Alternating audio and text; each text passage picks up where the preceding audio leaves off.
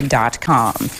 The White House says it will spend more than $4 billion to fight COVID-19 in Native American communities, including $600 million for vaccinations.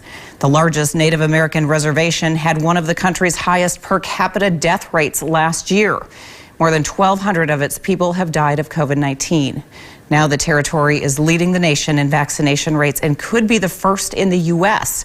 to achieve herd immunity. Maria Villarreal traveled to Navajo Nation in Arizona and New Mexico to check on the fight and the lessons learned. The journey to reach herd immunity on the Navajo Nation hasn't always been a smooth one. We are going to a small community south of Shiprock, New Mexico. We're going to get smiles when we get there. Nurse Lyle Lee drove nearly an hour to give 72-year-old Jonah Johnson the first dose. There you go, right there. Okay, go ahead. Just let it hang down. Good job. Johnson was willing to take the vaccine but refused to leave his rural home. It's very important for us to do these types of visits,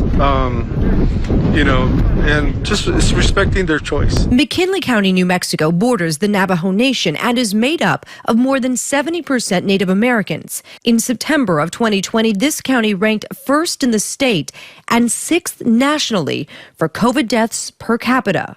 At first, we didn't really have our guard up, but once it hit within our family, that's when reality hit. Reality struck quickly for Jamie Barbone's family. Her mother, Yvonne Tolth, got COVID-19 first. One of my sons, he passed. He spent like a month and a half in the hospital, and he fought it, but didn't come home. How hard was that for you, Yvonne? Hard. I would get mad and just cried a lot, and my daughter just stood by me and my other kids. The high death toll led tribe officials to spread the word about the importance of vaccines. It spread like wildfire. Navajo Nation President Jonathan Nez was one of the first to get his shot, posting the pictures on social media. He also hosts weekly town halls to help educate nearly 300,000 members. Any outside entity, I think, of all people of color, there's some distrust with the federal government.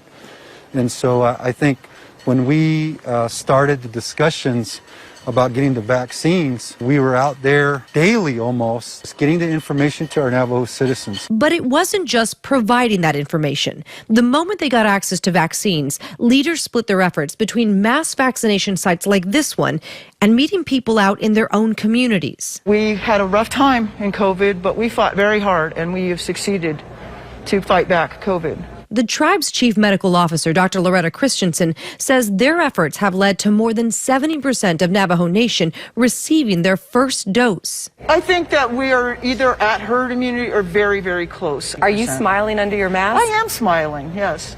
I am very proud of what we've done. Most of Jamie Barbone's family has been vaccinated with the hope of preventing future heartache. Why are you so set on taking this? What my mom has went through and what I've seen, I don't want to go through that. It's all about safety and family.